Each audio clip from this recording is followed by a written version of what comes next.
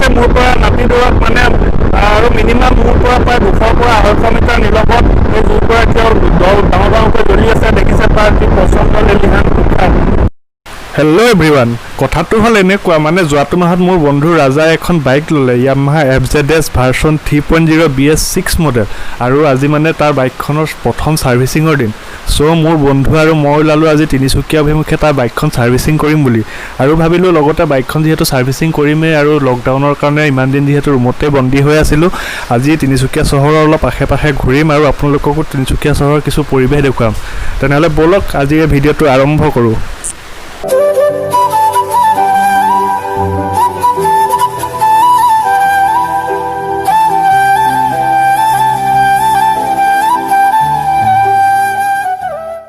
ৰাতিপুৱাই কোবাকবিকৈ উঠি সোনকালে পটাপট এমুঠি খাই এয়া চিধা চিধি আমি ওলাই আহিলোঁৱেই আৰু তাৰপিছত মুখখন অলপ বেয়া লগাত আমাৰ ৰুমৰ ওচৰতে থকা তিনিআলিটোত ভাবিলোঁ ভণ্টিজনীৰ দোকানত সোমাই কেপি এটাকে মুখত ভৰাই লওঁ। আৰু এই যে ছোৱালীজনী দেখিছে এই ছোৱালীজনী বহুত টেলেণ্টেড হয়, কাৰণ এইবাৰ মেট্ৰিকত তাই ফাৰ্ষ্ট ডিভিজন পাইছে, এই দোকানখন দি দিয়ে। চ' ছোৱালীজনীক ভাল লাগে, সদায় তাইৰ দোকানৰ পৰাই মই এনেকৈ তামোল চালি খাই থাকোঁ। বহুত কম সংখ্যকেই পোৱা যাব এনেকুৱা ধৰণৰ ছোৱালী যিয়ে নেকি পঢ়াৰ লগতে দুটকা ঘটি নিজৰ ঘৰ সংসাৰ চলাই আছে।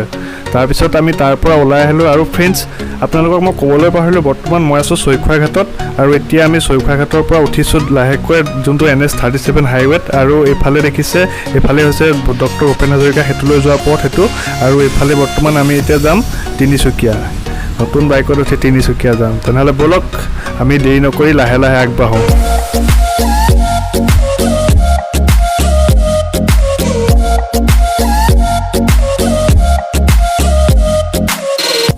এনেকৈ মই আৰু মোৰ বন্ধু আগবাঢ়ি গৈ আছোঁ এখন শস্য শ্যামলা পৃথিৱীৰ মাজে মাজে। এনেকুৱা লাগিছে যেন এটা সেউজীয়া গোলকৰ ভিতৰত এটা সৰু কোলা ৰাস্তাৰ ওপৰেদি মই আৰু মোৰ বন্ধু পাৰ হৈছোঁ। চাওক ৰাস্তাৰ দুয়োকাষে একোখন বাঁহ বাগান আৰু অকণমান আগত আপোনালোকে দেখিব ঢলা টি ষ্টেট, ঢলা টি গাৰ্ডেন। ঢলাৰ নামটোতো আপোনালোকে সকলোৱে শুনিছে চাগে, যিহেতু ঢলা শদিয়া বুলি কওঁতে ঢলাৰ নামটো পোনপ্ৰথমতে আহে।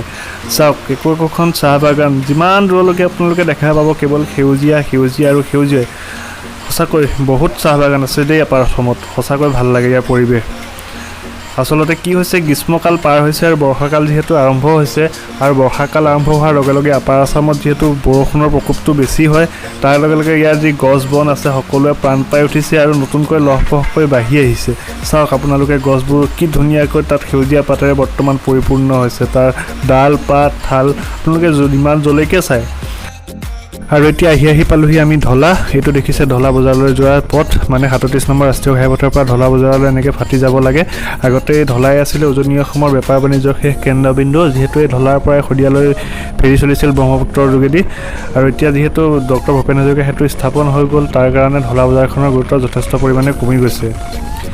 আৰু ইয়াৰ পিছত আমি পাম তালাপ, ৰূপাই চেডিং, ডুমডুমা, মাকুম, বহুত পাবলৈ আছে। তালাপলৈ ইয়াৰ পৰা আৰু এতিয়াও 3 কিলোমিটাৰ বাকী আছে। তেনেহ'লে ব'লক আমি পলম নকৰি ফলাফট আগুৱাই যাওঁ।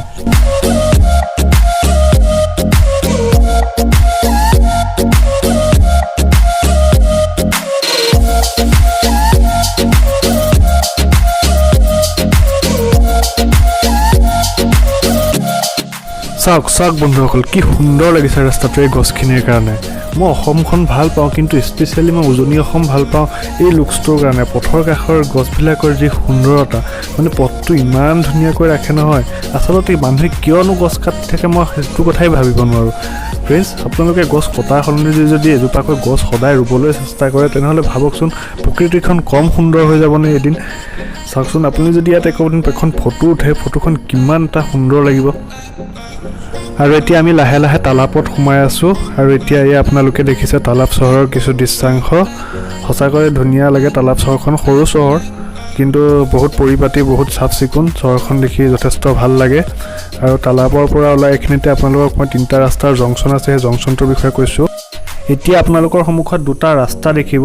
আমি যিহেতু তিনিচুকীয়া যাম, গতিকে আমি চিধা চিধি সেই যি ৰাস্তাটোৱেদি আমি গ'লেগৈ আমি তিনিচুকীয়া পাম। আৰু যিটো আপোনালোকে লেফ্ট ছাইডে সোমাই যোৱা ৰাস্তাটো দেখিছে, এইটো হৈছে কাকপথাৰলৈ যোৱা ৰাস্তা। কাকপথাৰৰ নামটো হয়তো ফ্ৰেণ্ডছ আপোনালোক সকলোৱে শুনিছে।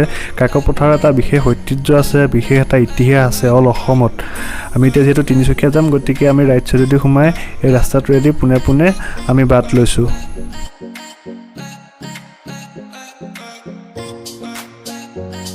তালাপ পাৰ হৈ দুটা অলপ দূৰ আগবাঢ়িছিলোঁহে, পালে নহয় এজাক হৰহৰীয়া বৰষুণে। কি কৰিম আৰু, বাইকৰ পৰা নামি ৰাস্তাৰ কাষত থকা দোকানতে গৈ অকণমান ৰেষ্ট কৰিলোঁ দুয়োটাই বৰষুণৰ পৰা বাচিবৰ কাৰণে। আৰু তালাপ পাৰ হৈ ইয়াতে ৰৈ দিলোঁ, এটা বৰষুণ পৰিলে কি হ'ব, গোটেই বৰষুণ পৰিছে। কি হ'ল বৰষুণত কেনেকুৱা লাগিছে? ৰৈ আছোঁ আৰু কি ইয়াতে এখন বাইকখন ইয়াতে ষ্টেণ্ড কৰি এইটো ঘৰৰ অলপতে ষ্টেণ্ড কৰি ইয়াতে ৰৈ আছোঁ বৰষুণ এৰালৈ অপেক্ষা কৰি আহিছে চব মানুহবিলাক। বৰষুণত নিজৰ ঘৰলৈ সোমোৱা আছে। কপাল ভাল আছিল খালি, বৰষুণ বেছি দেৰি নপৰিলে। বৰষুণটো এৰা দেখিয়ে ফটাফট মই ৰাজাক ক'লোঁ, ৰাজা বাইক উলিওৱা। সি বাইকখন ষ্টাৰ্ট কৰি বাইকখন উলিয়াইছে আৰু বৰষুণৰ পিছত আমি আকৌ পুনৰ যাত্ৰা আৰম্ভ কৰিলোঁ। এয়া আমি আকৌ ৰাজপথত নামি দিলোঁ, কাষত চাহ বাগানৰ মজা বৰষুণটো এৰি দিলে। কি হ'ব বাৰিষা বতৰ, কোনো একে গেৰাণ্টি নাই, কোন সময়ত বৰষুণ পৰিব, কোন সময়ত ৰ'দ দিব, তাৰ কোনো ঠিকনাই নাই। নে কি কৰা যায়? কৰোণাৰ কাৰণে উপায় নাই, একেবাৰে কাণে মুখে সোপা দি লৈছোঁ গোটেই, চকুৱে মুখত এখন মাস্ক, এখন গ্লাছ পিন্ধি লৈছোঁ ওপৰত। তুমি মানে কৰোণা কোনো পানেদি মোৰ গাত সোমাব নোৱাৰে, একদম টোটেলি ব্লক। কাঠকেইখন আছে, কাঠকেইখনত তোলা লগাই বন্ধ কৰি লওঁ নেকি ভাবি আছোঁ তাকে। আৰু এতিয়া আমি কি পাম, এতিয়া আমি ৰূপাই চাইডিং পাৰ হৈ আহিলোঁ। ৰূপাই চাইডিং পাৰ হৈ এতিয়া আমি ডুমডুমা পাম। এতিয়া আমি নেশ্যনেল হাইৱে ওপৰত আছোঁ। এইটো কাষতে দেখিছে, এইটো ট্ৰেইন লাইন, মানে আপোনাৰ তিনচুকীয়া আৰু তালাপ, মানে মাকুম আৰু তালাপ সংযোগী এইটো ৰেলপথ। বৰ্তমানটো অবিকল অৱস্থাত আছে। এইটো ট্ৰেইন বৰ্তমান এখনো ট্ৰেইন নচলে। এইটো আজি আমি 6-7 মাহ ধৰি ইয়াত আছোঁ, আৰু 6-7 মাহ ধৰি এখনো ট্ৰেইন ইয়াত আমি চলা আজিলৈকে দেখা নাই। আফটাৰ ৰেইন চাওক প্ৰকৃতিৰ কি সৌন্দৰ্য, কিমান সুন্দৰতা। মোৰ মোবাইলৰ বেক কেমেৰাত আপোনালোকক দেখুৱাইছোঁ এই পৰিৱেশ। চাওক কিমান তাৰ গ্লেজিং আহিছে, কিমান ধুনীয়া লাগিছে। মানে বৰষুণটো পৰি গৈছে আৰু লাহে লাহে ডাৱৰটো ফালি লাহে লাহে বেলিটোৱে ভুমুকি মাৰিছে ন, সেইকাৰণে প্ৰকৃতিৰ যিবিলাক গছ বন আছে, যিহেতু কুমলীয়া পাত আছে প্ৰতিজোপা গছতে, গতিকে সি ৰ'দৰ পোহৰত জিলিকি উঠাৰ লগে লগে ই এটা বেলেগ সোণত সুৰগা চৰাৰ নিচিনা হৈছে। আৰু এতিয়া আমি আহি পালোহি ডুমডুমা চহৰ। এয়া আপোনালোকক কিছু পৰিৱেশ দেখুৱাইছোঁ ডুমডুমা চহৰৰ। এতিয়া যিহেতু ইণ্টাৰ ডিষ্ট্ৰিক্ট বন্ধ আছে আৰু নিজৰ ডিষ্ট্ৰিক্টবিলাক খোলা আছে, মানে ইখন ডিষ্ট্ৰিক্টৰ পৰা সিখন ডিষ্ট্ৰিক্টলৈ যোৱাটোহে বন্ধ আছে। বাকী নিজৰ ডিষ্ট্ৰিক্টত বাৰু বজাৰ সমাৰ এইবিলাক চলি থাকিব। তথাপিও মানুহখিনিয়ে লকডাউনটো মানি চলা উচিত, কাৰণ যিহেতু এটা মহামাৰী, কৰোণা মহামাৰীৰ ছিজন। গতিকে মানুহে কিয় এইটো বুজি নাপায়, সেইটোকে মই ভালদৰে বুজি নাপাওঁ। মানুহে যিটো নেকি ছ'চিয়েল ডিষ্টেঞ্চ, তাক মানি চলিব লাগে নিজৰ সুৰক্ষাৰ কাৰণে। এইটো হৈছে ডুমডুমা চহৰৰ ইণ্ডিয়ান অইল তেল BSC।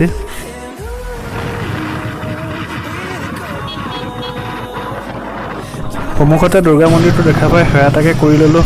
ক'ৰবালৈ যাত্ৰা কৰি তেনেকৈ মন্দিৰত সেৱা এটা কৰি গ'লে নিজৰ মনটো ভাল লাগে। ডুমডুমাৰ পৰা এনেকৈ ওলাই কিছু দূৰ আগবঢ়াৰ পিছত এই আপোনালোকৰ সন্মুখত দেখিছে, এইটো হিন্দুস্তান ইউনিলিভাৰ লিমিটেড কোম্পানী। বহুত পুৰণা এটা বিল্ডিং হয়, কোম্পানী হয়। ইয়াত বহুত দিন আগত, মানে হয়তো আমাৰ জন্মৰ আগতেই এইটো ইয়াত এষ্টাব্লিছ কৰা হৈছিলে।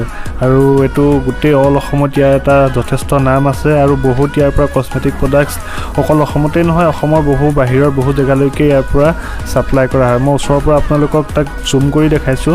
সেইটো আপোনালোকে নীলাকৈ যিটো বিল্ডিং দেখা পাইছে, এইটোৱে হৈছে হিন্দুস্তান ইউনিলিভাৰ লিমিটেড কোম্পানীৰ বিল্ডিং। আৰু তিনিচুকীয়া যিটো হিন্দুস্তান ইউনিলিভাৰ লিমিটেড কোম্পানী হয়, এইটো অল অসমত যথেষ্ট পপুলাৰ। আৰু এসময়ত ময়ো হিন্দুস্তান ইউনিলিভাৰত বায়'ডাটা দিছিলোঁ, কিন্তু চাকৰি বাকৰি হ'লে একো নাপালোঁ। কিন্তু ইয়াত এপাক ভিতৰত সোমাই এদিন চালোঁ, বৰ ধুনীয়া। ভিতৰতো একদম চাফা, মানে তাত গুটকা, পাণ মছলা বা চাধা চিগাৰেট একোৱে খাবলৈ নিদিয়ে। বহুত এটা চাফাকৈ ৰাখিছে তেওঁলোকৰ ভিতৰৰ পৰিৱেশটো। মই এদিনেই সোমাইছোঁ মাত্ৰ। আৰু এখন ৰাস্তাৰ সোঁফালে দেখিছে NH37 ধাবা। যদি আপোনালোক কেতিয়াবা আপাৰ আছাম বা শদিয়াৰ ফালে আহে, তেনেহ'লে এই NH37 ধাবাত থবাই এদিন খাই চাব। কিমান টেষ্টি তাৰ খাদ্যবিলাক। মই এদিনেই খাইছিলোঁ, আজিও মনত আছে মোৰ।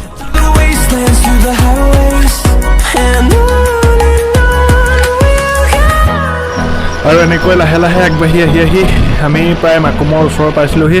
আৰু উপায়ো নাই, মাস্কখন একেবাৰে লগাই থাকিবলগীয়া হৈছে। যিহে পৰিস্থিতি, চেনিটাইজাৰ আৰু মাস্ক নহ'লে আজিকালি একোৱে কাম নোহোৱা হৈছে। কোনফালেদি দেহৰ ভিতৰত কৰোণা ভাইৰাছ প্ৰৱেশ কৰে তাৰো ঠিক নাই। আৰু এতিয়া পালোহি আমি যোনটো মাকুমৰ বাইপাছ ৰোড, সেই বাইপাছ ৰোডৰ কাষ পালোহি।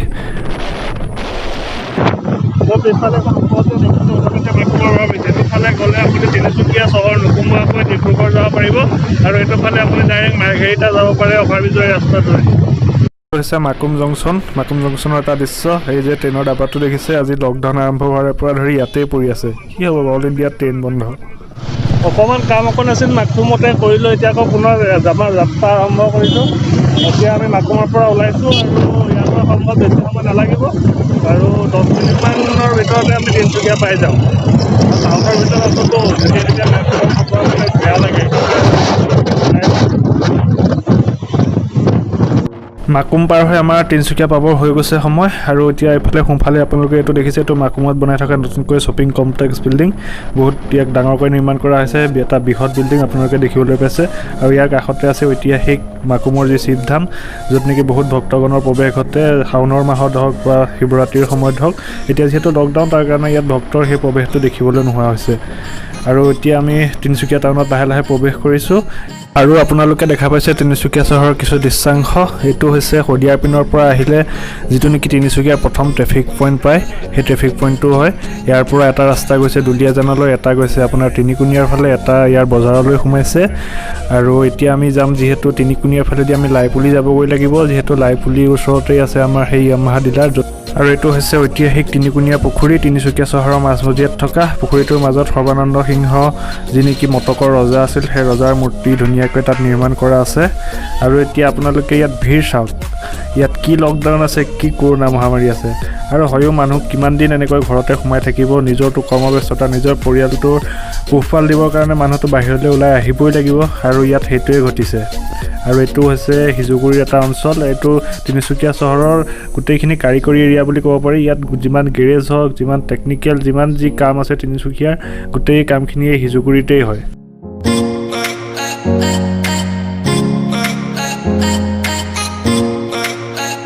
আৰু এতিয়া আপোনালোকক দেখুৱাইছোঁ নিউ তিনিচুকীয়া জংচন। আপোনালোকে লেফ্ট চাইডে যি হোৱাইট ৱাল দেখিছে, সেই হোৱাইট ৱালখন হৈছে জংচনটোৰ গাতে লাগি থকা যি ৰেলৱে হেৰিটেজ পাৰ্ক আছে, সেই ৰেলৱে হেৰিটেজ পাৰ্কৰ যি ৱাল, সেই ৱাল আপোনালোকক দেখুৱাইছোঁ। আৰু এই জংচনটো আপোনালোকে দেখিছে, এইটো হৈছে উজনি অসমৰ আটাইতকৈ ব্যস্ত জংচন। আৰু তিনিচুকীয়া চহৰখনক যিহেতু সকলোৱে বাণিজ্যিক চহৰ বুলিয়েই কয়, আৰু তিনিচুকীয়া চহৰখনক বাণিজ্যিক চহৰ হিচাপে গঢ় দিয়াত এই নিউ তিনিচুকীয়া জংচনৰ অৱদান অতুলনীয়। আৰু এই ৰাস্তাটো হৈছে NH 37, আৰু এই ৰাস্তাৰে আমি ডিব্ৰুগড়লৈ যাব পাৰোঁ। আৰু যি মাকুমত আপোনালোকক দেখুৱাইছিলোঁ, সেইটো হৈছে বাইপাছ ৰোড। সেইটো আপুনি তিনিচুকীয়া চহৰ নোসোমোৱাকৈ আপুনি সেই বাইপাছ ৰোডৰ জৰিয়তে আপুনি ডিব্ৰুগড় যাব পাৰে। এতিয়া আমি গৈ আছোঁ লাইপুলিলৈ, কাৰণ লাইপুলিতে আছে আমাৰ সেই য়ামাহাৰ ডিলাৰ, য'ত নেকি আজি মোৰ বন্ধুৱে তাৰ নিজৰ বাইকখন ছাৰ্ভিচ কৰিব।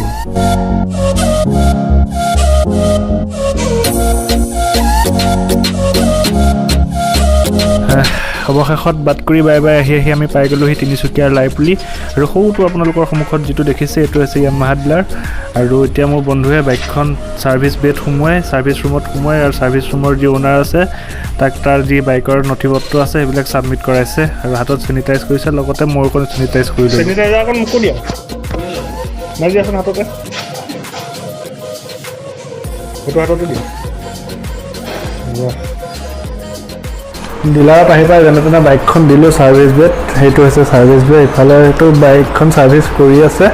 আৰু এতিয়া যিটো কাষ্টমাৰ লঞ্চ হয়, এতিয়া কাষ্টমাৰ লঞ্চত মই আৰু মোৰ বন্ধু একেলগে বহি আছোঁ। বন্ধুৱে কিবা মোবাইল টিপাত ব্যস্ত আছে। কি কৰি আছে? কেনেকুৱা লাগিছে আহি?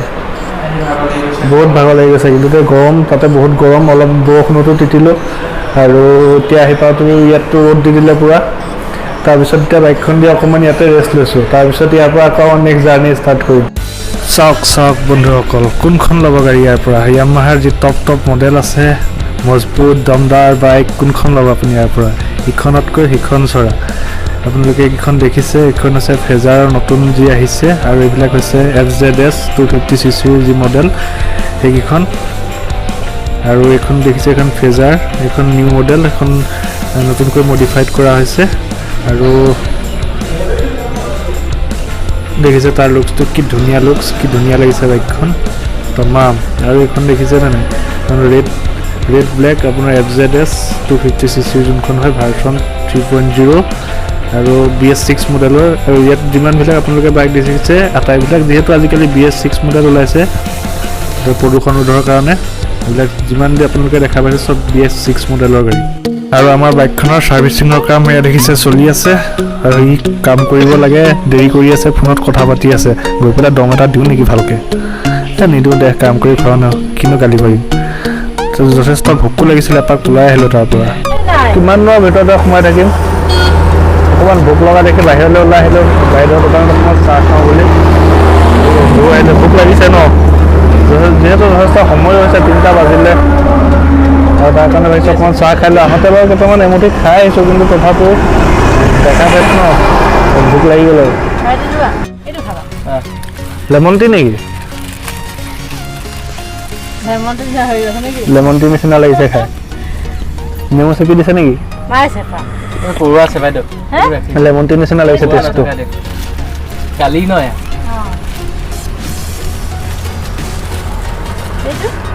কেক উলিয়াই আছে ধুনীয়াকৈ কেক এটা খাম কেকটো কেতিয়া কালকে কেক সুন্দৰ ধুনীয়া